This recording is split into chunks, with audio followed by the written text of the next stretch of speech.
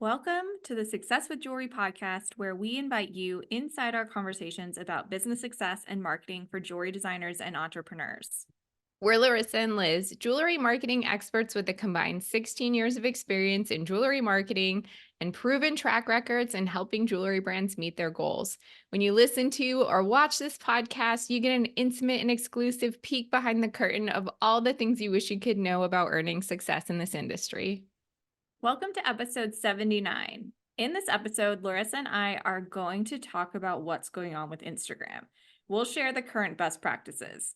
We also want to tell you about our insider community. When you join, you'll have access to extended episodes full of tips that you can start implementing today and further resources about each topic we discuss. In the bonus content of this episode, we'll share brands we love to follow on Instagram. To get access to exclusive content as well as direct access to me and Laryssa, sign up by visiting successwithjewelry.com. Hey, Laryssa, let's get into it. Let's talk about Instagram, the platform that's always changing and endlessly frustrating everyone. I know. So I guess that kind of answers the question of how do you and your clients feel about Instagram right now? Most of them feel exhausted by it. There's this universal complaint that I don't want to do Instagram anymore. Yes, definitely. It is a lot of work. And I think it always has been, but now we're just like not seeing the results in the same way that we used to see them. So it makes it feel even more exhausting. Absolutely. The thing I do want to say though about results is that let me talk about results. Like, I think that when you are caught up in that day to day and you're looking like post to post and you're feeling like nobody's really responding or not getting as many likes, I think that's where people get caught up in the frustration. But then when I report monthly for clients, I see so many positive trends for the majority of my clients that they're like, oh, I didn't even like really think about that. Yeah. So one of the notes we have here to talk about is just that looking at results post by post is not going to do any good for you. And I think vanity metrics in general are something that shouldn't be a huge focus for you. So that means like likes per post and follower count, like that stuff isn't going to really lead to sales, or like that's not something that you should like put a lot of like thought into. It's hard. It's really, really hard because we're kind of like always kind of comparing and looking at other people, and those are public numbers. And it's like, well, if I'm not getting likes, is anybody seeing it? Or if I don't have followers, am I expanding my reach? And honestly, the answer right now is yes. We're putting out content, and Instagram kind of feels more to me now like a website versus an engaging social media platform like it used to be. Yeah, absolutely. That makes a lot of sense. So don't get caught up in like the day-to-day of the metrics. Totally. Like do a monthly report. I think that doing a monthly report really can, it gives you something to look back on. It really shows what's working. And then you're not caught up in those like daily numbers. Absolutely. The other thing is that the word with Instagram has always been like authenticity. You want to show up authentically. For the past few years, it's like, don't worry about the super curated grid and the like super professional photos and all of that. And that's still true, but now we want to think about intimacy as the word to consider. And we've talked about this before in terms of like what to focus on in 2024, but like the one-on-one outreach and making people feel like you're talking directly to them is how you want to approach the platform and the content you're creating. Hmm. Absolutely. So something else that really kind of drives me nuts about how designers have kind of taken this lack of engagement on Instagram and kind of shifted this full direction to only doing reels. And reels are great. I think reels really do, like they're the one thing that helps you expand your reach. Like video content really is shown to a lot of different people, and it can help you gain new followers and be seen by people who aren't following you already. So I think reels are great to consider, but I've seen so many accounts recently that have shifted to all reels. And I'm somebody who loves a photo and a caption, or a carousel and a caption. And so just seeing reels and like clicking in on a beautiful photo that's the cover of a reel and then not being able to see it because it's so clippy, which is another thing I'd say is that like we're selling fine jewelry. We don't need to be doing all of these like crazy, like overstimulating trends.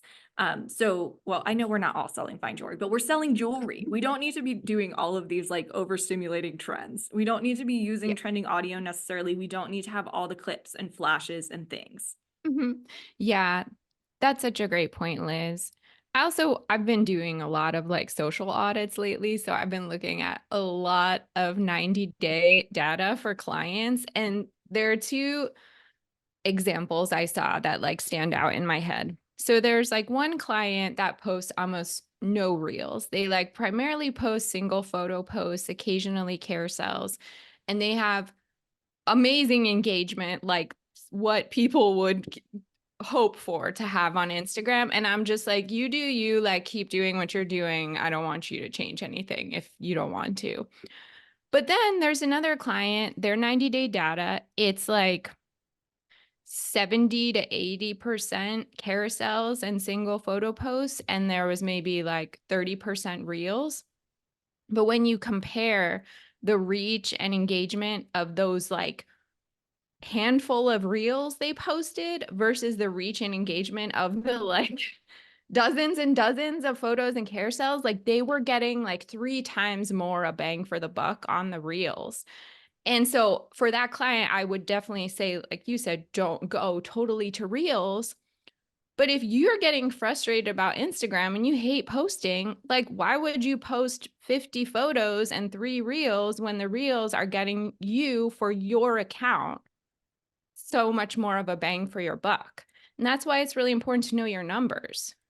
It's important to know your numbers and it's important to have like a really healthy mix of content. Yeah. And that also includes stories. I find a lot of brands neglect stories, and that is the best way to show up and to stay top of mind, in my opinion.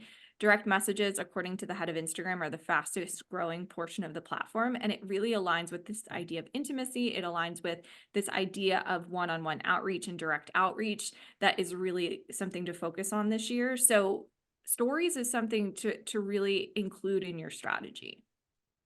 Absolutely. And when reporting on stories, I think the main metrics, because Meta will give you a whole bunch of metrics, but the ones you really want to think about are replies and maybe shares, although whatever. Replies are more important because, as we've talked about before, like that's the portal to your DMs. I do this in the Stay Gold Collective where I report on my own stuff every month, and I have like different charts for like the key metrics that I'm interested in, and one of them is replies. But I was thinking this morning that I should do that for the Success with Jewelry community and our Instagram that we just started putting some energy into this past week. But I also this morning just switched our account. I didn't realize it was just like a normal Instagram account. I switched it to a creator account so that we can have analytics. No, that's good. We should report on it. Yeah, so I'll do a report. I'm not sure if it backdates the numbers because I just upgraded it, but I will do the March numbers if I can, but if not, I'll do the April numbers and I'll share it with everyone, and then you'll have our reporting template as well. Cool. And then we can explain how we use that to make decisions about the strategy. Yes, we're really upping our game. It's very exciting. Okay, so the other thing, and this has been again like so Instagram, while it has felt like it's changed in a lot of ways, it really hasn't. Like a lot of these things that I'm talking about in terms of best practices are the same things that we were focused on previously. Like when I was doing like presentations about Instagram in 2021, it's really the same. Mhm. Not too much has changed. It's just harder to get engagement. It's just harder to be seen, you know what I mean? And in the bonus episode where we talk about Instagram accounts that we love, you'll notice this theme of consistency as the ones that I really connect with. But something you want to focus on is engagement. So that means like not just waiting for people to message you, not just waiting for people to respond, asking for it, going in stories and being like, what was your biggest takeaway from last week's episode of the podcast? Or, you know, do you also love pink gemstones for spring? And asking those questions as a call to action and inviting people to respond can be really helpful. But also going out and like taking the time to, you know, after you put a post up, spend like 10 minutes engaging with the people that you follow or your Mhm. ideal customers. Those are really great tips. I think too, like if you're focused on engagement, you're going to need to have to be a little bit more creative in the type of content that you post because people want to see like interesting and unique things. And if you're kind of like phoning it in every time you post and it's like just a variation on the same thing, no one's going to be really interested in that. And as Liz and I have said many times on this podcast before, the key to being creative is to giving yourself a lot of runway. And a lot of runway comes from a plan. So true. Planning is everything. And like the way I plan Instagram content is like I plan the feed posts and I plan the like big ideas of what I want to be talking about. And then from there I can have fun and get creative with the stories because I have more time since I've planned the feed post. And also you can add in more content. Like maybe you have your plan and then something exciting comes up into your head and you're like, "Oh, I want to move things around and include that." That's fine. But having that like core plan will keep you consistent, and consistency is what's going to lead to success. Yeah. I saw you had a note about what the head of Instagram suggests for like posting cadence.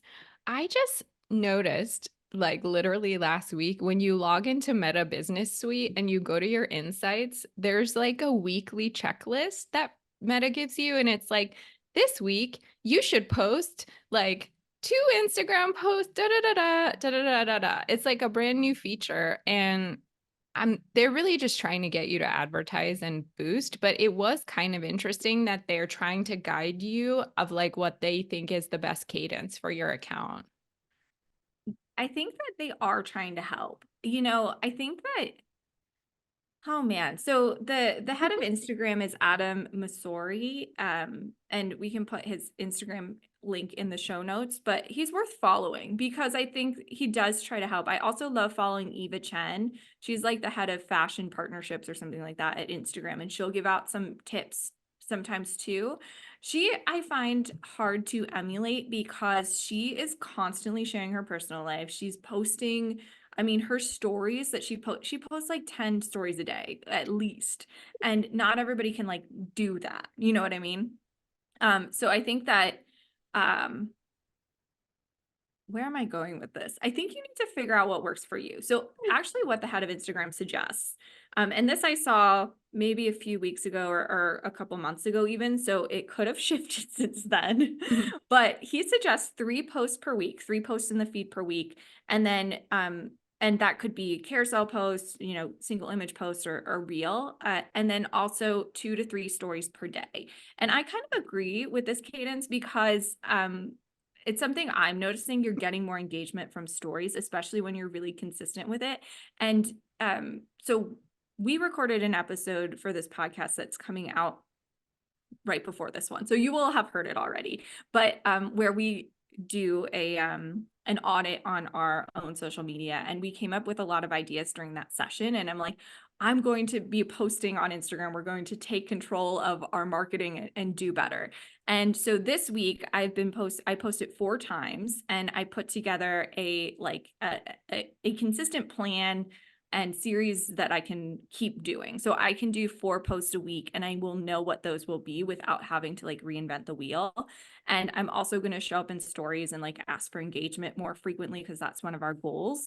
But I was doing it this week and I was like, I'm getting zero response. There's nothing happening from this. But what I told myself, because I've seen it work with other brands that I manage, and what I want to tell you is that the more consistent you are, I know this, what I'm doing for our podcast Instagram is going to pay off. And when we look back in a month, 2 months, 3 months, we're going to be like, oh, wow, that did pay off. So I just want to remind people that you can't just like do 1 week or like try harder for like, you know, a week or two and expect results. It pretty much never works like that. But I understand the feeling. I get it. I It's get it. like it's like going to like one workout class or something and being like, I'm gonna be like so fit after this. Totally. Totally. And I also think that being consistent on our podcast, Instagram, you being consistent on your jewelry Instagram, your business Instagram, it Instagram works in a different way now. Like I said, it's more, even though what I love about social media, what I've always loved about Instagram is the engagement, how you can connect with people. And there still is that. That's possibility is still there, especially if you focus on stories and direct messages and one-on-one outreach. But it is a much more passive platform now. So a lot of times if somebody hears about your brand, they're going to maybe look at your website, but more than likely, and this is how I operate too, they're going to look at your Instagram first. And Hmm. that doesn't mean I'm going to follow you. That doesn't mean that I'm going to go in and like a bunch of posts, but I'm going to look at them. Yeah, I find that very much to be true with my Joy Joya business account. Like, I probably should be posting more, but the engagement doesn't actually really happen on the post. It's because people saw or heard an episode I did and they're like responding to something else, but the way they're choosing to connect with me is like through my Instagram. And so it's this like multi-channel kind of presence, and Instagram just happens to be like the communication channel where people are connecting. Which is why it's so important that everything's in alignment Hmm. because you need to be saying the same thing. I mean, how many times can I say this, Laryssa? But you need to be Say it saying, again. I'm going to say it again for the people in the back. You need to make sure you're saying the same thing on your Instagram, in your Instagram stories. If you do TikTok, on your TikTok, on your website, in your email marketing, it all needs to be saying the same thing. I don't know why I mentioned TikTok there. I posted my first TikTok ever this week. Just, I don't You know why. did? I don't know why I'm admitting that here too. But I had this video that like I had done for Instagram and I had it like drafted in TikTok and I'm like, I'm just gonna post this and see what happens and see Yeah. how it feels. It didn't feel great, but anyway, make sure all of your platforms are aligned because that is going to be what cuts through the noise. Hmm. I agree with that, Liz. Good job. Thank you. And then the last thing I want to say is that the thing that has really grown my account, which I think we can all relate to feeling like really stagnant in our accounts, and we don't necessarily need to grow. And this is something I did say in 2020, 2021, maybe even prior, I don't remember, but talking to your current audience will help you grow. And that is still so true. Leaning into your niche, talking to your audience, talking to the followers you do have, the more engaged they are, the more the platform and the algorithm will show your content to other people. So that's one thing I do want to say. But the biggest thing that has helped me kind of get past some of these numbers I've been stuck at for a really long time, not that it matters, but just something I've noticed is cross promotion and other people sharing my content, tagging me, things like that. That's really the biggest way to grow and get in front of other accounts. So, cross promotion, collaboration, those are two huge things to consider. Mm. Before we get into the insider content, I'm going to throw a curveball at you. Oh, I love it. One thing you love about Instagram in 2024, and one thing that endlessly frustrates you about Instagram in 2024. Oh my gosh. I love I love that some of the people that I've been following and engaged with for a really long time, like since, I don't know, like since like 10 years ago are still there and we Yeah. still have conversations. And some of them are still even putting out like similar content. And it's just, there's something about that that's really great because there are communities that have formed through the platform. Like I used to do very, very consistently in like 2018, 2019, like daily jewels. And because I would change my jewelry every day because I'd actually leave the house and I didn't have a kid yet. I would share every day. I'd pop on stories and be like, these are the jewels I'm wearing today. And I'd encourage people to tag me in their jewels of the day. And I mean, just thinking back, the engagement was incredible. The jewelry I had the chance to see that people shared with me was amazing. Sometimes people still tag me in their daily jewels, and I just Oh, love that. Like it's I like still that. those like moments of like what it used to be, I think uh feels really good because it's still there. Mhm. Also, yeah, that's what I like about it. I don't know if that's a good answer. What would you say? Hmm.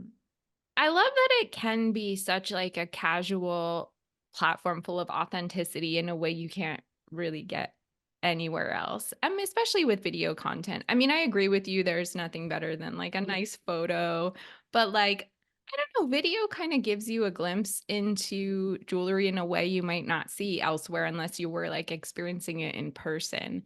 And I think like some of the more creative Instagram accounts have like a really good way of approaching that. And I like to see that. That's so true. I love behind the scenes. I love some of the vulnerability and some of the like inspiration and when people really do share like the why behind their collection and how it works and all of that. And I think there's a lot of people who do that. Hmm. I'll say what my favorite Instagram account to manage is my private Instagram for the Stay Gold Collective. It is such a good platform to get out information and have conversations with people. Hmm. Yeah, definitely.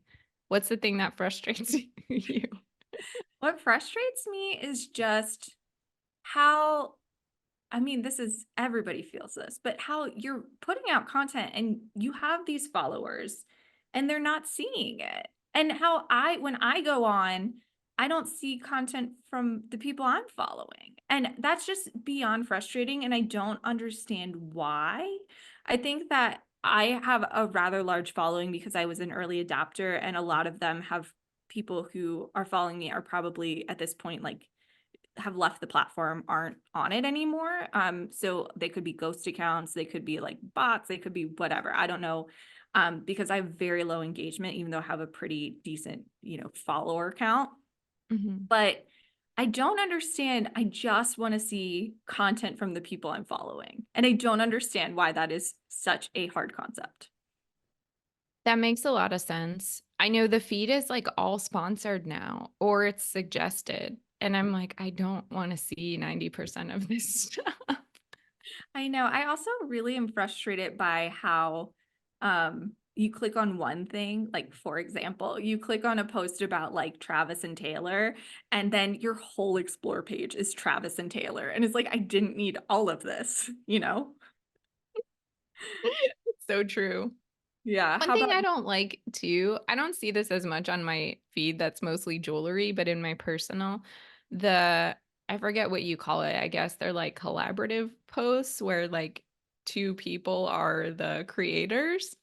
And so you'll follow one person, then they'll do a collab with someone like you definitely don't want to see, and like you get their content, you don't understand why, and it's confusing.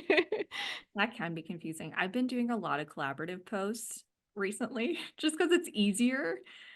Uh, Well, I think it makes sense more for what you're doing. I think some of the stuff I'm seeing, it's just like I don't even understand like why these are totally. together. Like, There's also just a lot. It's that's I think something that frustrates me too, and that's why again, like the alignment, the being clear on your message is so important because sometimes, I follow pretty intently like people who do shows with me, clients, and people in the Stay Gold Collective, and sometimes I miss some of their big announcements. And this goes back to like what's frustrating about not seeing like the people I follow. But I also think that there's just a lot of content out there. And that can feel really frustrating because sometimes it feels like my head is spinning. Like thinking back to like the Black Friday, Small Business Saturday, Cyber Monday, my head was spinning with all of the things I was being marketed about and all of mhm. the opportunities to purchase. And it's just like, this is so, so much. And that's what you have to understand as a brand that that's what you're in a sea of, basically. Like, And last thing I'll say is I really am frustrated with all of like the choppy videos, like the cut to this and the flashing. That's just not my style. That's not what I like to look at. I find it very overstimulating. So like reels in general, unless you're talking to the camera or showing something really intentionally and slowly and like maybe doing a voiceover, otherwise I don't want to see it. mhm. I hate this is one more thing I'll say because it speaks to what you're talking about. I hate the pressure to use trending audio. Oh gosh, some of it is so bad. It's I don't also very hard to navigate as a creator. Like if you really want to try to find something that goes with what you're doing.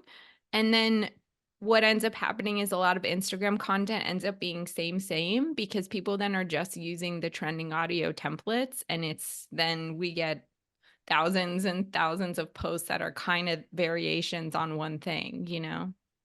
I agree with that. I follow a lot of mom influencers, and once like a trending audio comes out or like a dance move or like a concept, it's like they all do it in their own way, like variations on a theme.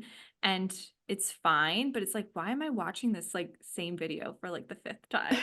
I know. There's a place for it, but it starts to feel a little repetitive after a while. Definitely. I'm excited to hear from our listeners what their favorite thing about Instagram in 2024 is, if they can come up with something, and then also the thing that they find most frustrating. Yeah, let us know. Yeah. So, how are you feeling about Instagram? We'd love to hear from you. Visit successwithjewelry.com. We'd love to know what you're thinking, and we're happy to answer any questions you may have. Thanks for being a part of the community.